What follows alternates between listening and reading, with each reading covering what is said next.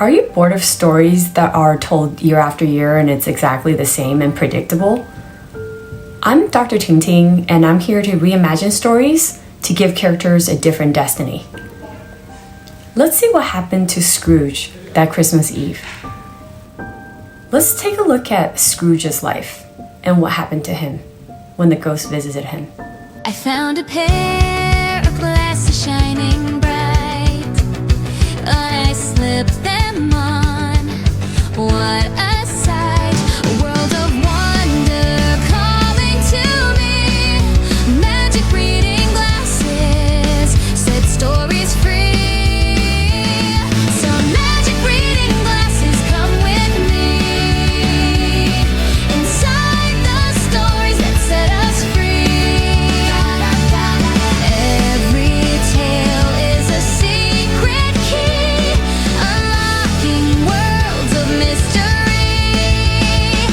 Magic reading glasses.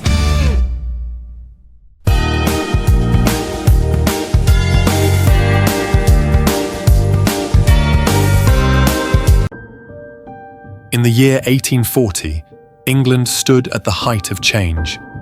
The Industrial Revolution had remade the land, and the penny post had just been introduced, promising connection, speed, and progress to a nation racing forward.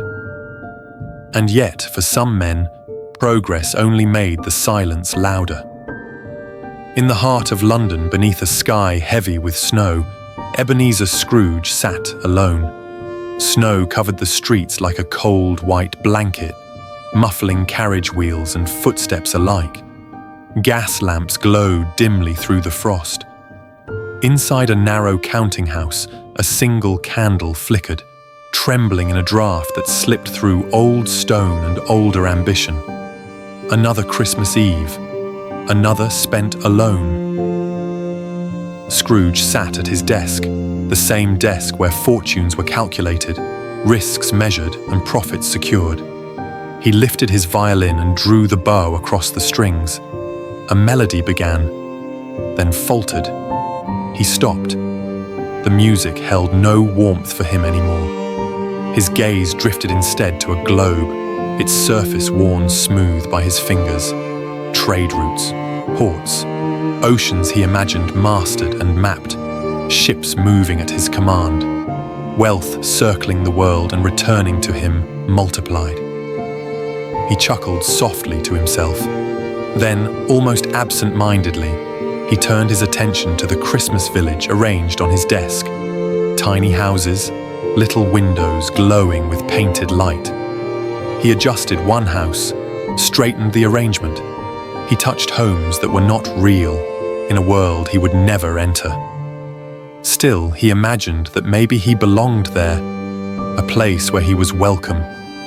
Another lonely Christmas, the world moving on without him. Ebenezer Scrooge sat at the golden age of his career, successful beyond measure, yet untouched by fulfillment. He possessed more money than he could ever spend, and no one with whom to share it. There was no pleasure left to buy, and the hunger he felt was not the kind food could subdue. Money could not satisfy the hunger in Ebenezer's heart. No love to give. His money had come too late. He had needed it as a boy, when it might have saved him. Now that he had it, it served no purpose. There was no one left to save. And so, this Christmas, in the year 1840, his thoughts drifted backward toward his boyhood nearly 50 years before. In the 1790s, Ebenezer Scrooge had begun life in a very different England, a world where money was scarce, security rarer still, and uncertainty everywhere. The French Revolution had unsettled all of Europe, threatening the fragile fabric of stability in England. When England became entangled in war with France, its cost was felt far beyond Parliament and palaces. Taxes rose, food grew scarce, wages fell. Hunger and poverty spread quietly through working households. For factory workers like Ebenezer's parents, survival itself was uncertain. Like any child born into a young, loving family, Ebenezer longed for warm Christmases, food on the table, laughter, perhaps a small gift. He received none of these. His father died quietly, worn down by years of trading health for wages, taking on dangerous, punishing labor until an injury left him unable to recover. His mother, suddenly alone, faced a world that offered little mercy to widowed women. Her choices were few and cruel. She scrubbed floors, carried filth, and worked until her hands cracked and bled. Then she fell ill. That was Ebenezer's childhood, clinging to a family he barely had time to know, trying desperately to save his mother without skill, strength, or means. Each day was shadowed by dread, the constant fear of losing the one person he had left. And there was nothing he could do to stop it. He remembered hunger well. My name is Ebenezer Scrooge. I do not come to trouble you without cause. My mother is ill, very ill, and I fear I have nothing left in the house to give her. No broth, no coal, no medicine. I have asked where I may, and I will ask again, for I have no one else to turn to. If you have even a crust of bread, or a little milk, or any physic that might ease her pain, I would be grateful beyond words. If charity is too much to ask, then let me earn it. I am strong enough to work. I will sweep your floors, carry your loads, clean your yard, tend fires, run errands, anything you require. I will rise early and stay late. I will not complain. I ask only for what might keep her through the night. She has worked all her life, sir. Hard, honest work, and never begged a day until now. I beg in her place because she can no longer stand. I would rather labour than plead, but I cannot watch her fade for want of help. Please, I will pay you back in work. I will remember this kindness for as long as I live. I am sorry, boy, but I cannot help you. We have little enough for ourselves, and I will not spare it. You must try elsewhere. These are difficult times. I wish your mother well. Now go on.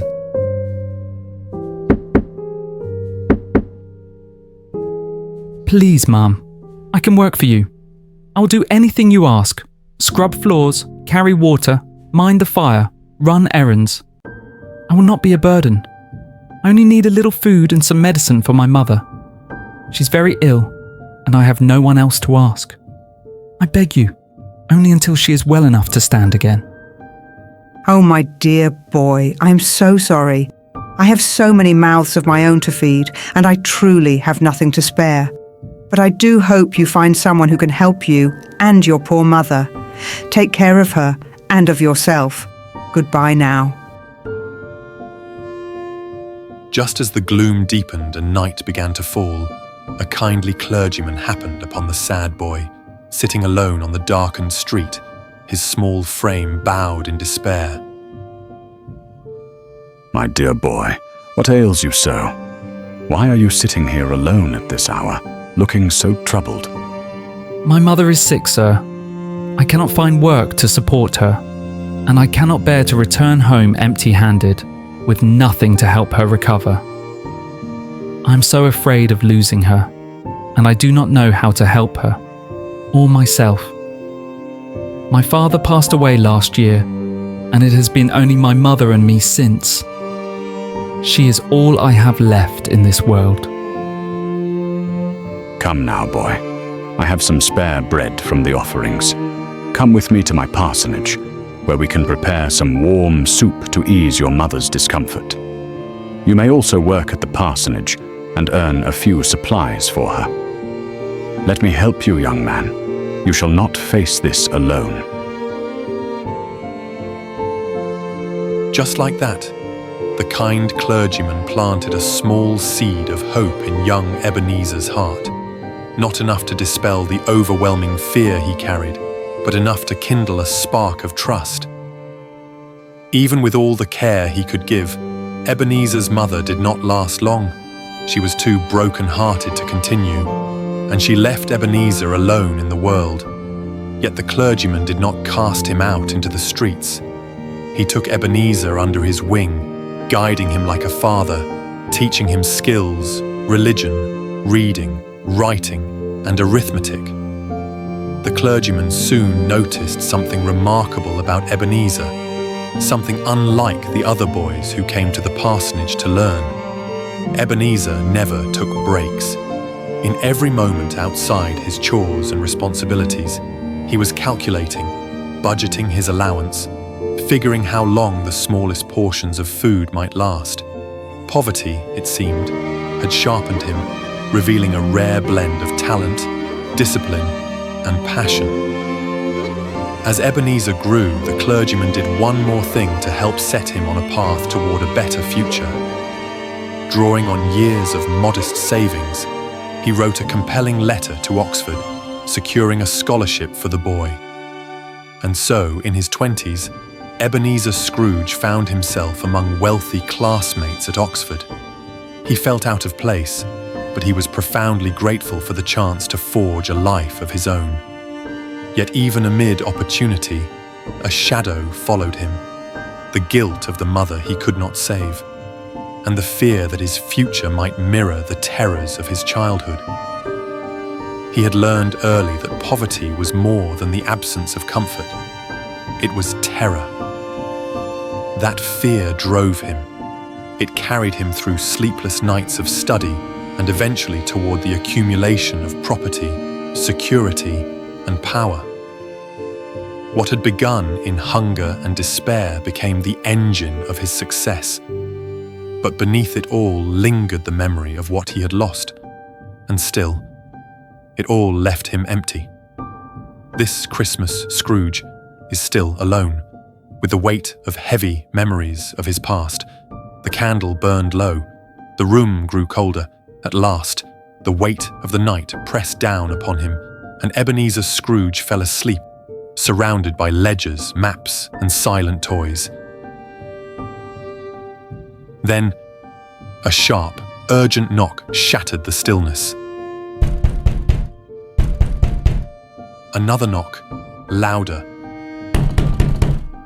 A voice called out through the door, clear and unmistakable. Ebenezer, we are late for Christmas dinner. A young voice, one he had not heard in over 40 years, called out from the darkness. It was unmistakable, the voice of Jacob Marley, his former business partner, friend, and classmate. A chill ran down Scrooge's spine. Still half asleep, confused and dazed, he struggled to make sense of the sound, heart hammering as a strange dread filled the room. Scrooge bolted upright in his chair, knocking over a stack of papers. His eyes darted around the darkened room, searching for the source of the voice.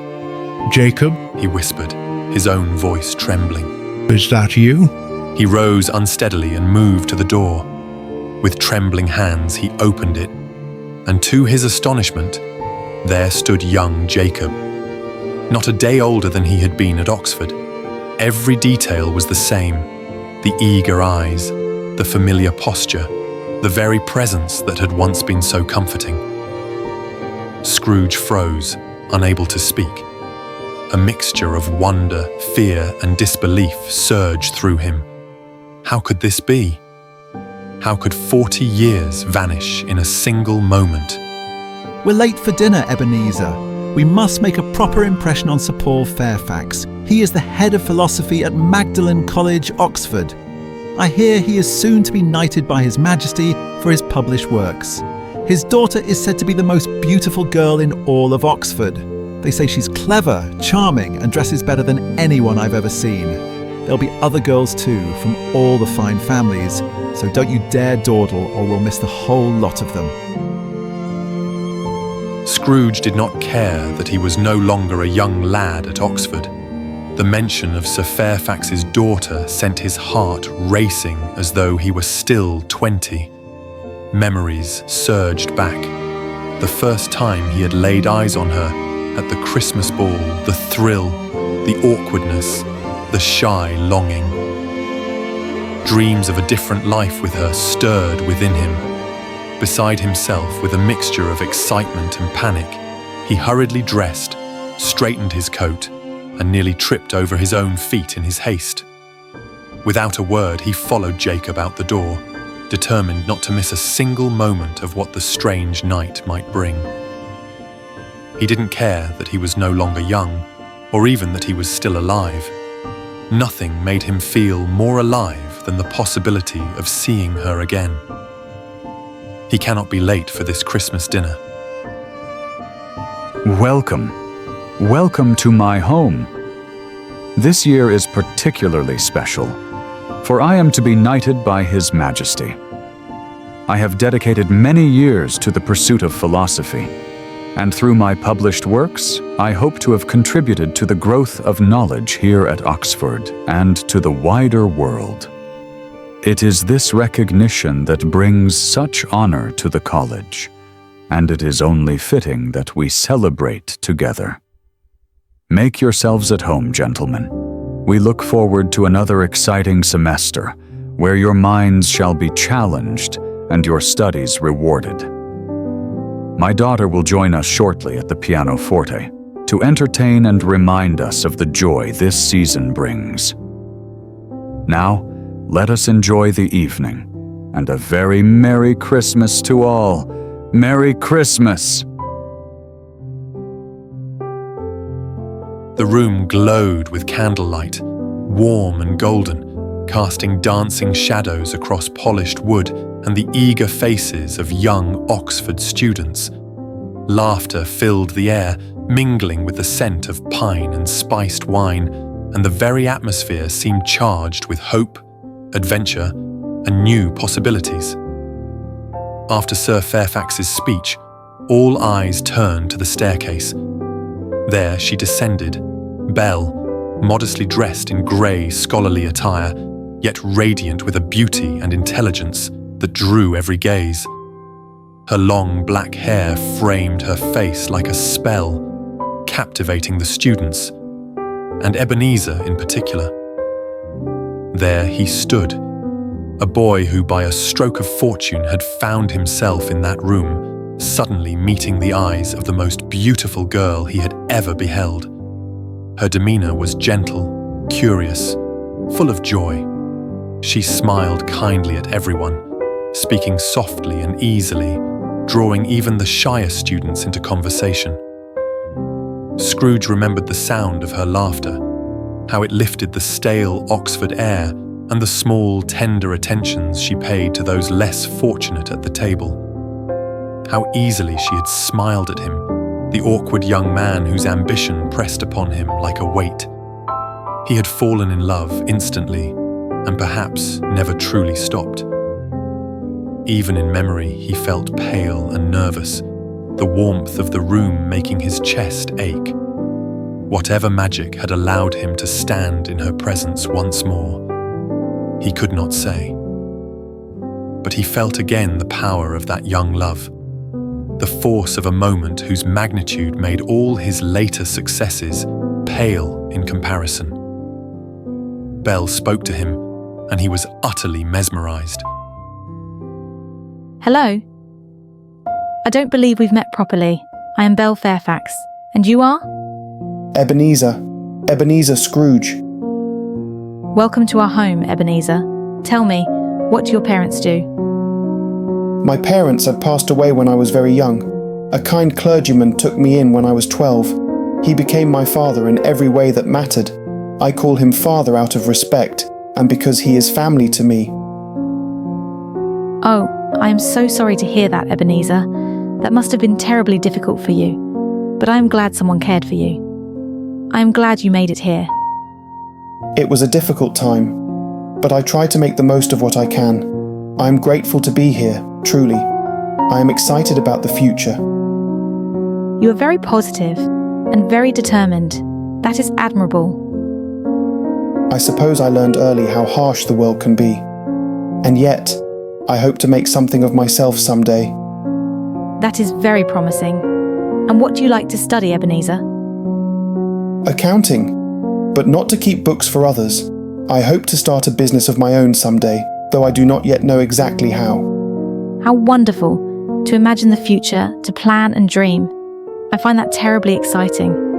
It is as though the world is full of choices and adventures, waiting for us to step forward. Yes, that is exactly how I feel. There is so much to consider, and yet one must act. If one does not, nothing happens at all. Tell me, what inspires you? Who inspires you? Do you enjoy reading, perhaps? Very much.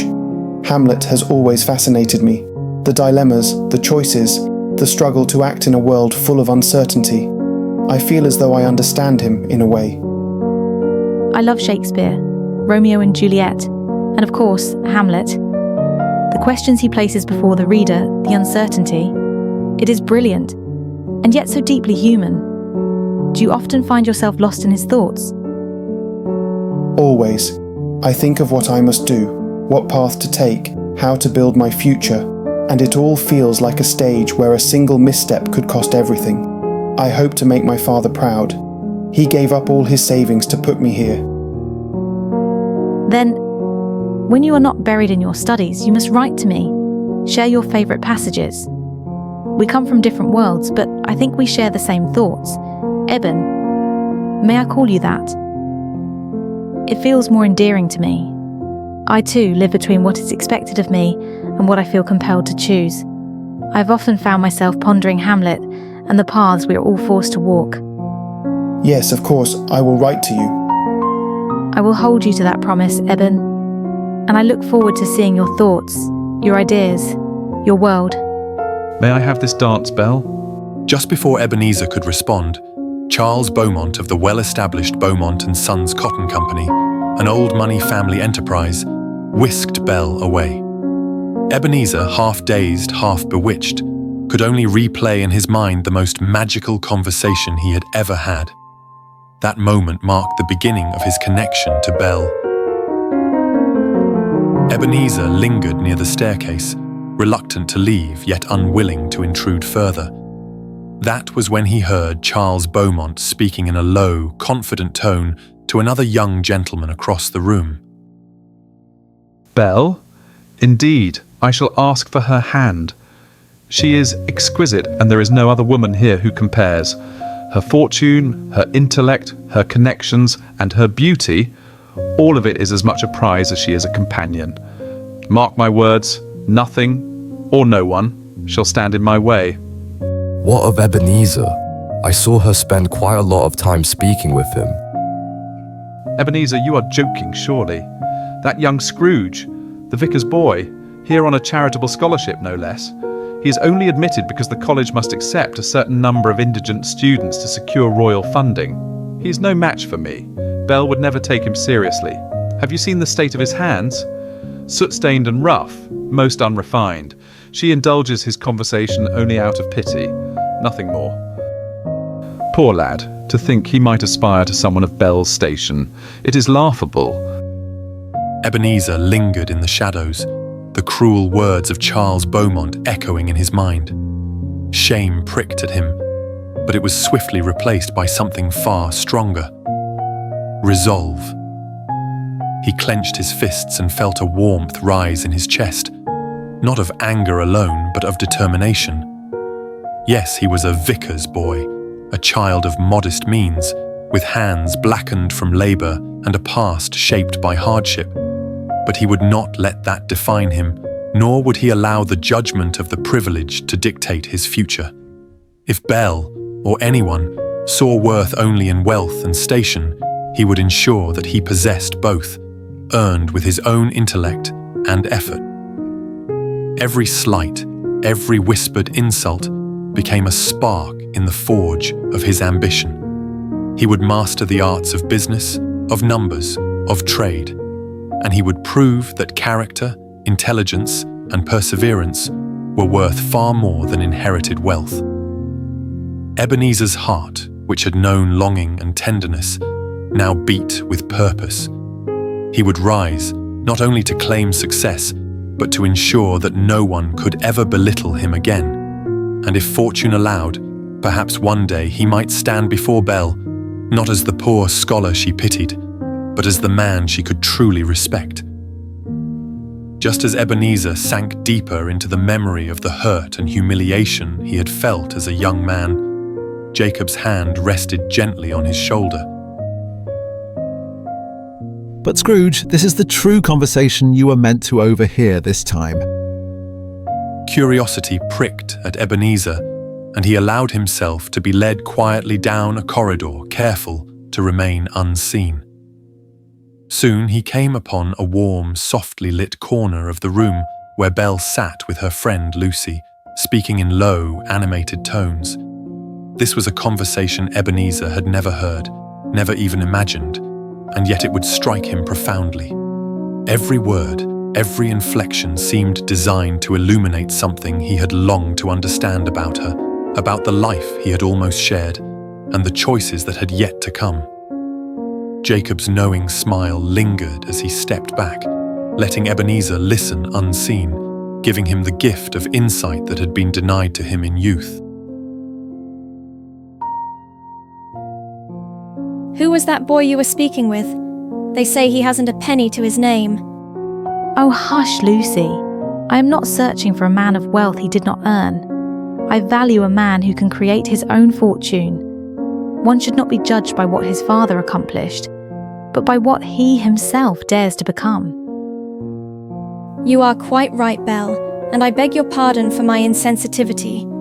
I hear his friend Jacob is also from a humble background, and he asked me to dance twice this evening. I dare say Jacob is rather handsome.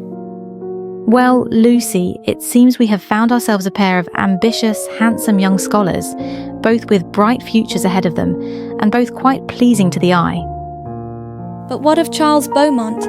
He asked you to dance twice as well. Do you find him charming? Yes, he is quite agreeable. But I dare say he believes Hamlet is something one eats. He does not share the same love of literature that Eben and I do. He considers fiction a waste of time, and prefers facts, figures, and plans. He intends to take over his family business, one he already knows how to run, Oxford or no Oxford at all. He is here merely to satisfy his father's wishes, to complete his passage into manhood. Charles is a kind man, certainly, but Eben and I share a deeper understanding of who we are and of who we wish to become. I find myself far more intrigued by Eben's way of thinking. There is something about Eben that draws my curiosity. I find myself wanting to know him better. Eben? Wait, what? You have already given him a nickname.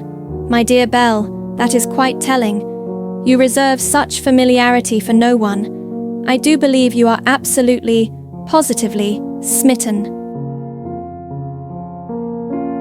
Ebenezer stumbled back, his chest tight, as the truth settled over him like a cold, unyielding fog.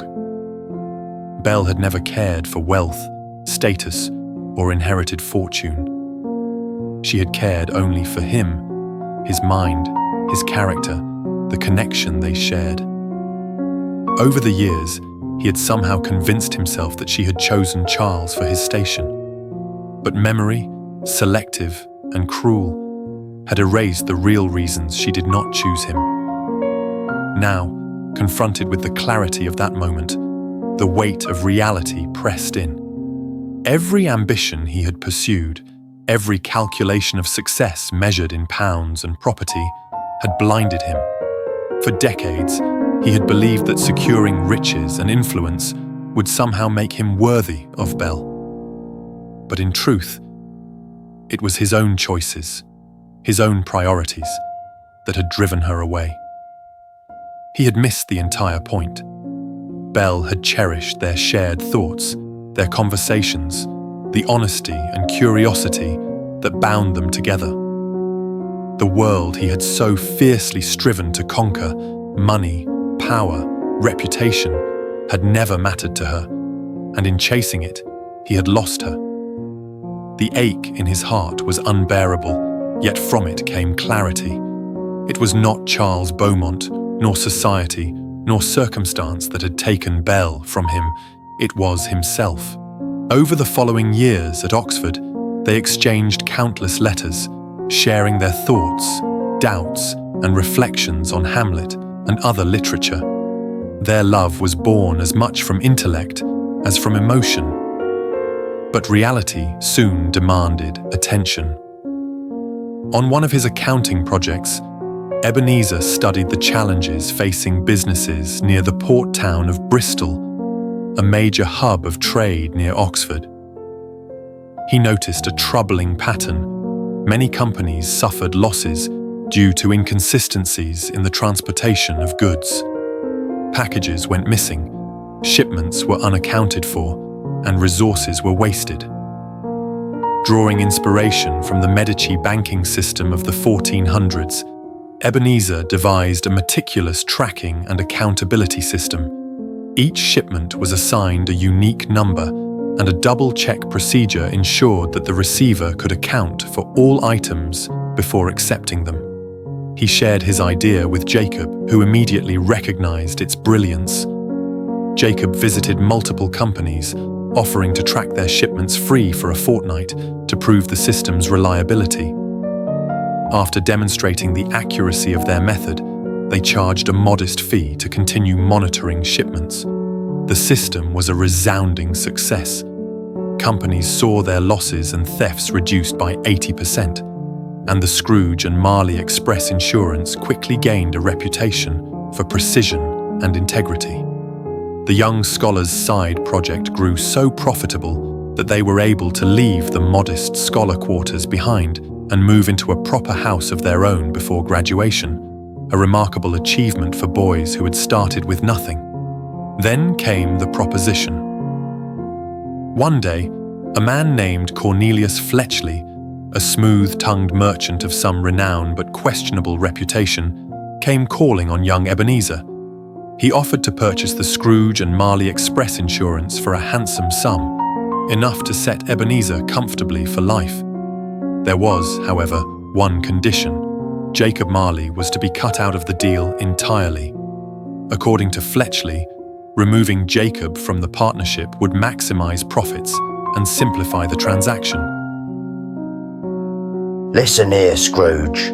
I know you are the mind behind this entire enterprise. Jacob Marley, he's merely a runner. He can be replaced easily.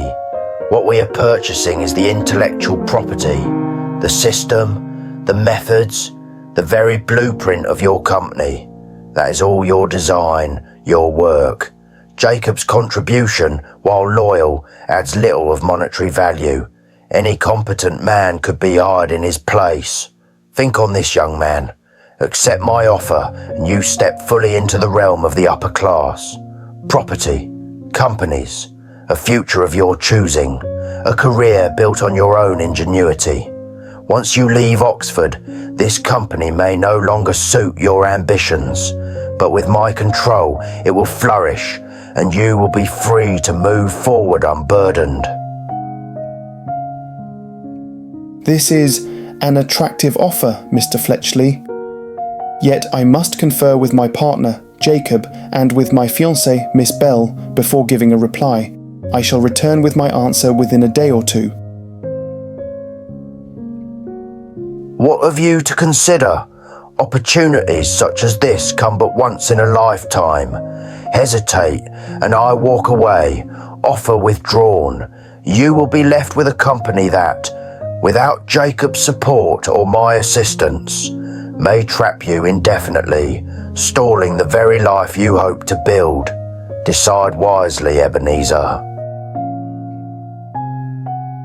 Scrooge felt the old, gnawing fear of hunger from his childhood stir within him, mingled with the promise of a secure future.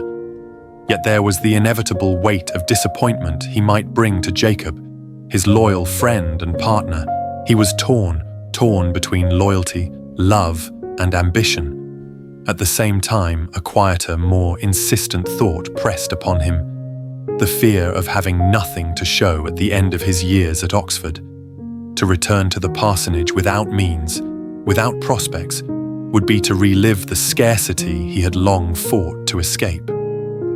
Perhaps it was time to abandon youthful idealism and seize the opportunity he felt was destined for him. Belle had already agreed to marry him. They were deeply in love. He felt at the pinnacle of the world, yet the scrutiny of her world, her family, her peers, weighed heavily upon him. He questioned whether he truly belonged beside her without the wealth and standing this offer promised. It was a gift, everything he had striven for. But why, despite all its allure, did it feel so profoundly wrong? Do you remember the letters you wrote to each other, Ebenezer? Do you wish to remember the truth? The very reason it all began? The truth of why she cared for you and not the world you thought you needed to conquer for her affection? Dear Belle, thank you for your invitation to share my thoughts. I find myself staring at the blank page, wondering how to communicate my feelings to the most beautiful girl I have ever seen. I am not simply struck by your beauty, but also by your intellect. When you played the piano, the sounds struck my very soul. I never thought I would ever have the opportunity to be in the presence of someone with your elegance, grace, and understanding. I am humbled by the chance to write to you, and I thank you for this. My favourite passage in Hamlet is this: "To be or not to be, that is the question, whether 'tis nobler in the mind to suffer the slings and arrows of outrageous fortune, or to take arms against a sea of troubles and by opposing end them." I have long felt myself standing at that very crossroads. Like Hamlet, I hesitate, not from cowardice, but from the weight of choice. I have spent much of my life asking why I exist as I do, and how I am meant to endure the terror of a child who lost both parents and was left to decipher the world alone. I have often wondered whether my suffering was meant to teach me contentment, to accept the modest but honest life of a clergyman, such as my second father lives. There is comfort there is goodness, and yet I confess to you, Belle, that it has never felt like enough for me. My ambition presses upon me relentlessly. It longs for the security and comforts I never knew as a child, the freedom from fear, from hunger, from dependence. I find myself believing that if I possess the intellect to rise above my beginnings, then I must use it, whatever man I am required to become in the process. And so I ask myself, dare I hope to become the kind of man who might truly win your heart, if you believe, as I do, that a man may choose his destiny, as Hamlet struggles to do, then perhaps I have a chance to create a life in which you might belong, a future worthy not only of my ambition, but of your affection. I do not yet know which path is nobler, to accept what is sufficient, or to strive for what I have never had, but I know that my choice will shape not only my future, but the man I am to you. Yours, always in thought, Ebenezer. My dear Eben, of all the men at Oxford, old money and new, I find I care for none of it. What draws me to you is the unmistakable hunger in your eyes. You do not read for leisure or for display. You read because your soul longs for more. That hunger speaks to something deeply familiar in me. I have escaped into books since I was a little girl. My father, being a renowned author and educator, naturally expected me to be well read. And yet I find myself weary of philosophy for philosophy's sake, of Kant, of moral treatises, of Paradise Lost dissected until all wonder is drained away. I am, I confess, far more of a romantic. I lose myself in stories where society declares no, and the heart dares to answer yes. Perhaps it is naive, but I have always longed for that kind of connection, one that defies reason, rules, and expectation. Two hearts meeting in true understanding, bound not by permission, but by necessity. You ask whether you might become the sort of man who could win my affection. Eben, I am not seeking a provider. I am seeking a companion, a true friend of the mind and spirit. I have enough wealth to last my lifetime. What I desire is a man who wishes to forge his own path rather than inherit the accomplishments of generations before him. I find myself weary of the world I move within, the pretense, the quiet harshness of judgment, the presumption of inherited worth. I yearn for motion, for independence, for a life shaped alongside a man who is brave enough to imagine, bold enough to desire, and determined enough to act. You carry that spark within you, Eben. That is what draws me to you. I wish to be part of an epic, not one measured by comfort alone, but by courage. I admire the idea of a man who takes risks, who makes bold choices, who builds not only a bright future, but a remarkable character. One any child would be proud to call father, and any woman proud to call husband. That is why Hamlet's struggle feels so real to me. There are no easy choices in life, but the excitement of existence lies in the choosing, does it not? In the thrill of unwritten stories yet to be told. I want to write those stories with someone, not to settle into a predictable, secure future devoid of imagination, but to dream wildly, to believe fiercely, and to build something meaningful together. Perhaps, in our story, Romeo and Juliet might be granted a kinder ending. It matters little to me that we come from different worlds. If our minds are aligned, our future may yet be shared. And so that we are perfectly clear, I do find you exceedingly handsome, Eben, so much so that I blush even now, thinking of you. Yours, in thought and anticipation, Belle.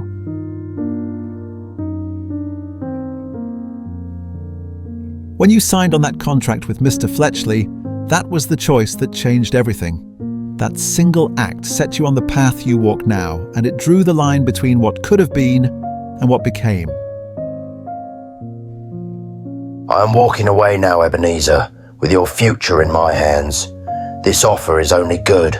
Now, make a choice. I must consider what is right, not only for me, but for those who have stood by me. Very well, young man. But remember, opportunity waits for no one.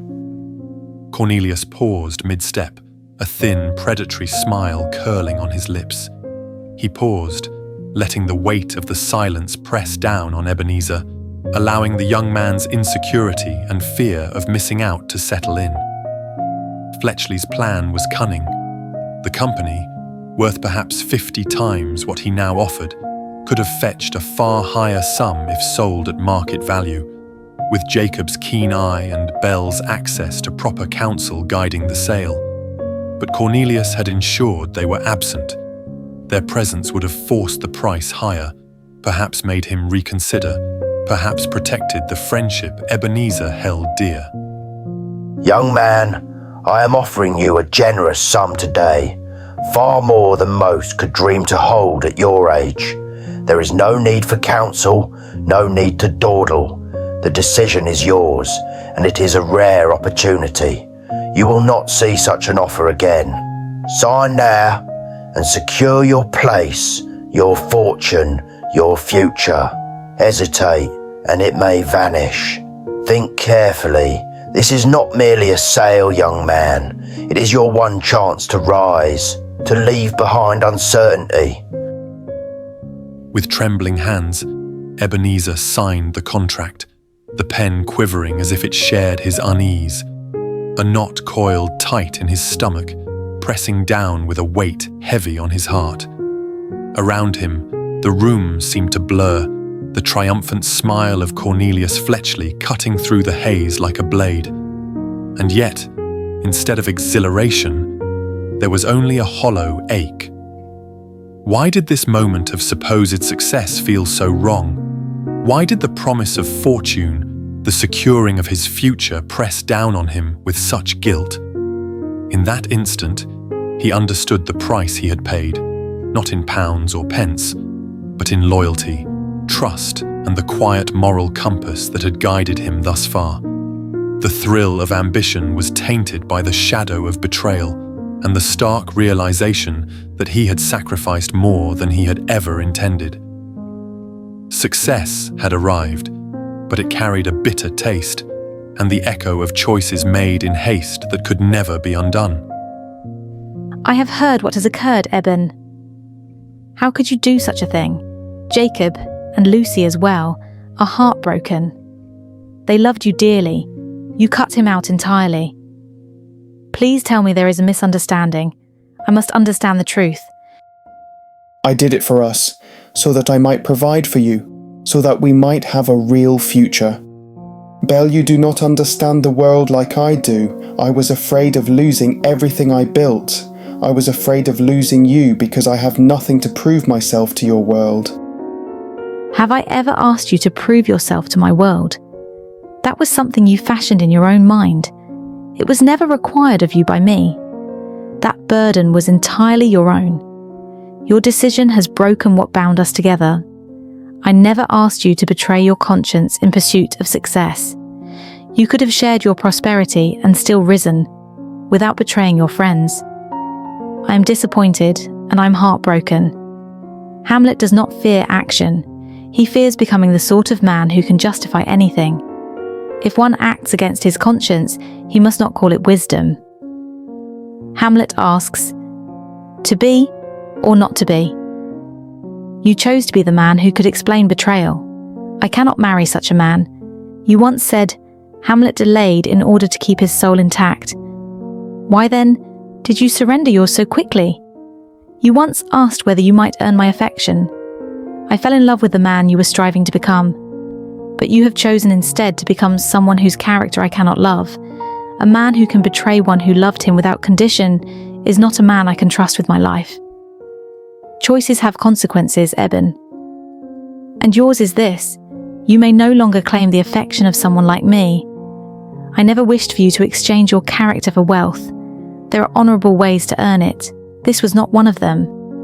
Please take care of yourself, Ebenezer. Since their first meeting, it was only the second time she had addressed him by his full name. He was no longer Eben to her. He was now a stranger, no longer a man with the right to love her. Ebenezer stood utterly alone. In the span of mere minutes, he had been made to relive both the finest and the most ruinous moments of his adult life. The warmth of first hope, the devastation of final loss, pressed together until he could scarcely breathe. The years seemed to collapse upon him all at once, and he felt suddenly, painfully aware that he was no longer young. The room swayed, his head spun.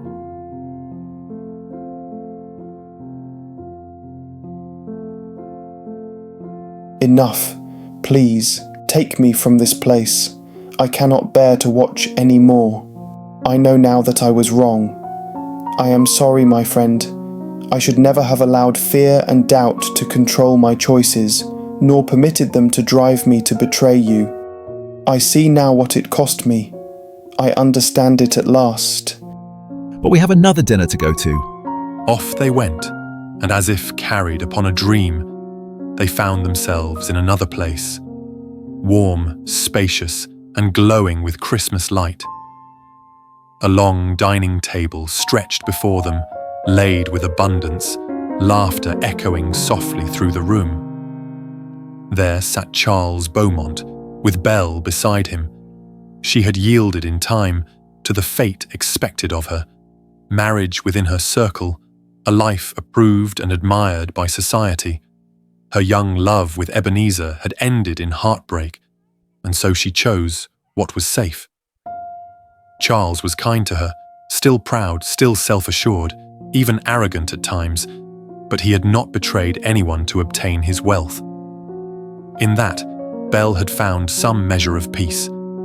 She told herself she had chosen rightly. And yet, in the quiet chambers of her heart, she knew that the Romeo and Juliet of her own life had met a similar end, not through death, but through separation. Their worlds had never truly belonged together, and if crossing into her world demanded the loss of Eben's soul, she wanted no part of it. Life with Charles was comfortable, respectable, secure, but it lacked the fire, the wonder, the raw joy she had known with Eben. Children gathered around the table now, bright-eyed and laughing, the room alive with warmth and family.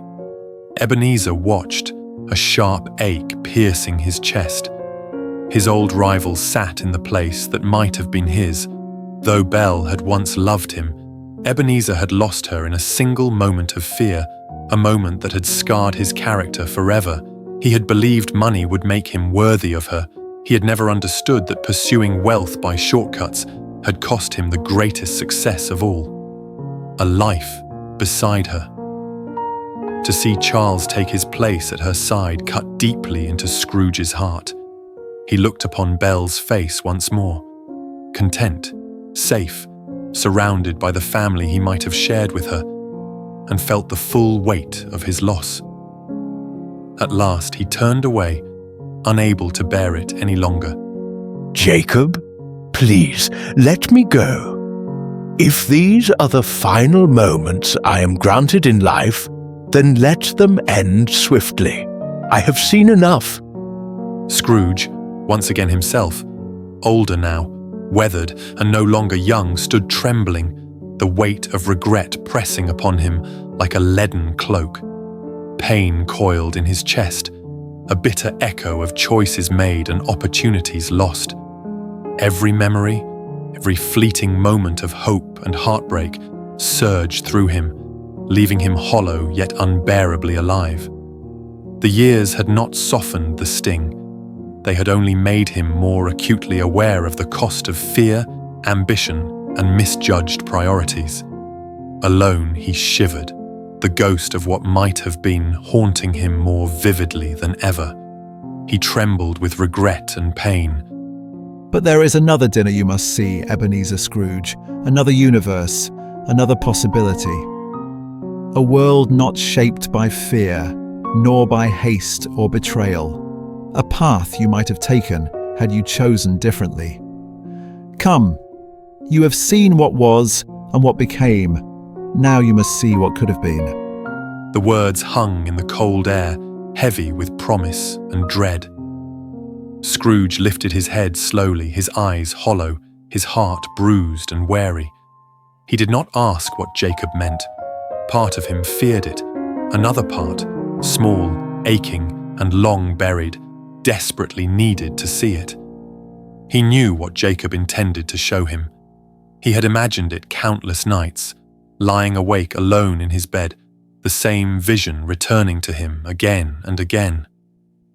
The haunting image of the life he might have lived, the one that had followed him like a shadow through every year of his success. It was the vision he both dreaded and longed for, the one his heart had never entirely relinquished.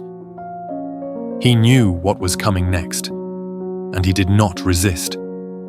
For that imagined world, the life that might have been, was the very thing that had once made his own world seem bright, a fragile light still kept alive in some untouched corner of his heart, spared even after years of loneliness. What could have been?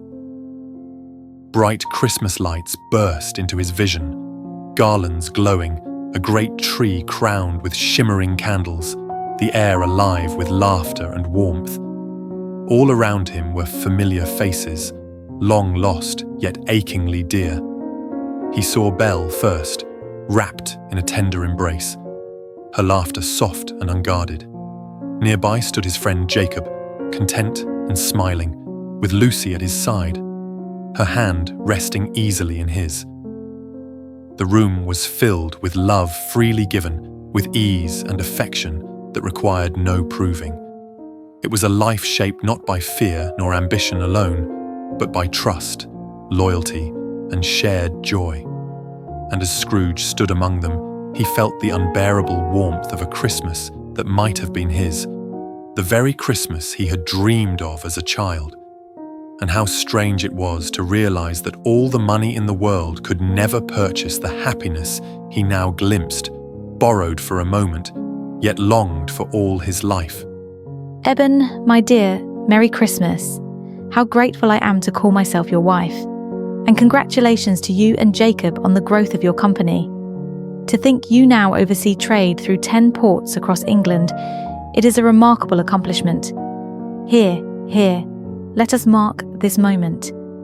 Tonight stands as proof that 2 young men, through diligence, imagination, and steadfast resolve, have shown that greatness is not confined by birth. With vision and honest labour, one may shape his own destiny. We are so very proud of you both. Yes, I remember well the first time Belle and I met you both. We could neither have imagined nor dared to hope for a day such as this. when we would no longer rely upon the means of our parents, but instead earn our place in the world by our own hands.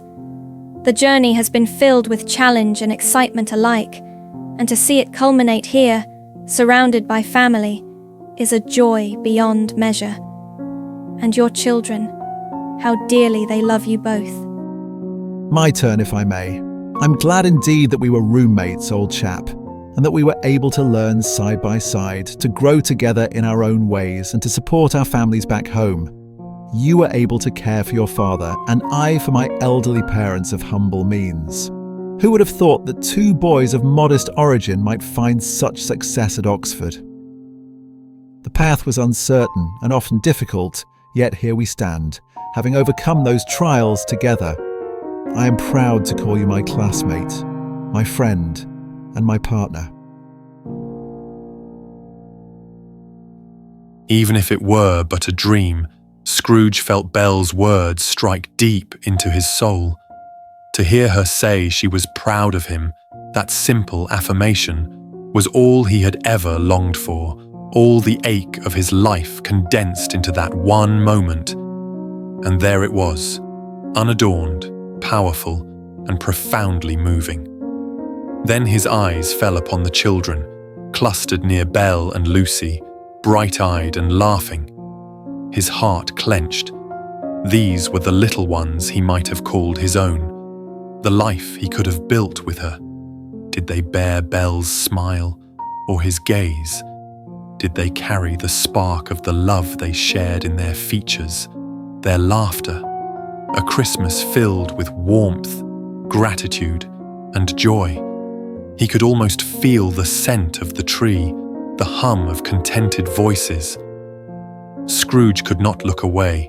He wished to remain, to linger in that tender world where those he loved were whole and happy, to watch them live and breathe life into the years he had lost. Every fibre of him ached to stay, to reclaim even a fragment of the life that had been his to share. This was truly his version of heaven. Tears gathered in his eyes. So this is what fulfillment looks like. A life measured not in gold, but in love, in joy, in the quiet triumphs of the heart. It's time to go, Scrooge. No, please, let me stay a little longer, please. A sudden shimmer of light caught Scrooge's eye, and before he could fully comprehend it, a delicate figure hovered into view. A fairy appeared as if born from the very air itself. Scrooge's heart pounded, a mix of fear, hope, and awe. Ebenezer Scrooge, if you had one wish, what would it be? I would undo the wrong I did. Please, grant me one more chance to set it right. In a flash of light, Ebenezer found himself in front of Cornelius Fletchley. Ebenezer's palms clammy as he faced Cornelius Fletchley once more. The same calculating gleam in Fletchley's eye met him, the same predatory smile, the same words poised to ensnare him. I am walking away now, Ebenezer, with your future in my hands. This offer is only good. Now, make a choice. Yet Ebenezer's chest felt strangely steady, his mind clear. He did not pause to question the reality of the moment. Whether dream, vision, or second chance mattered little. All that mattered was the choice before him, the crossroads of his own making.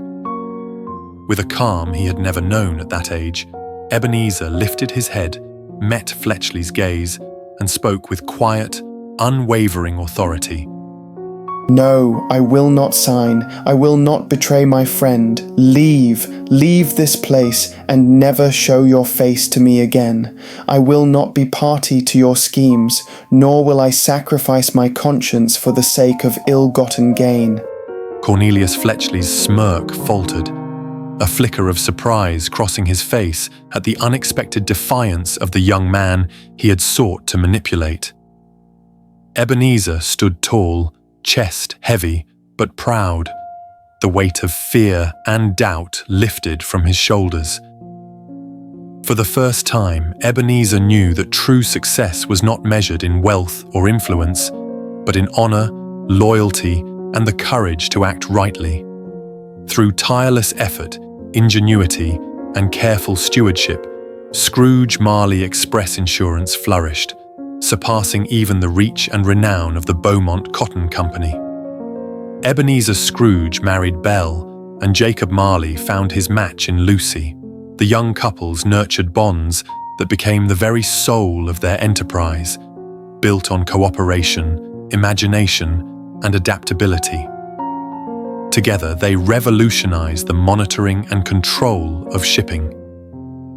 Alongside innovations like the penny post, their vision transformed England into a global hub of commerce, delivery, and security. For his work, Ebenezer Scrooge was knighted in 1850 by Her Majesty Queen Victoria. Ebenezer experienced countless Christmases with his beloved, surrounded by warmth, laughter, and love. And now we find him once more at his desk, globe and Christmas village before him, but this time Belle is at his side. Both bear the silver of age upon their hair, no longer the youth who once fretted over ambition and missed chances, yet their hearts brim with joy, gratitude, and contentment.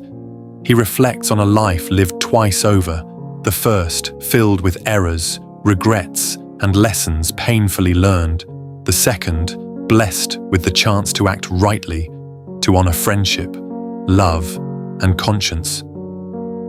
Jacob and Belle often chuckle at his tales, insisting, "No, Ebenezer, that's impossible." And yet he knows the truth. He was given a second chance, and he cherishes every fleeting, precious moment of it. Christmas lights glimmer around them, the village softly twinkling, and Ebenezer realizes at last that wealth alone could never compare to the riches of love, loyalty, and a life lived with integrity.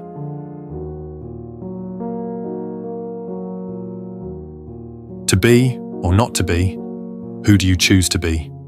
Scrooge has chosen to be a man of heart, of honor, and of compassion. He has chosen love over fear, friendship over greed, and integrity over ambition. And that choice, finally, makes him truly rich.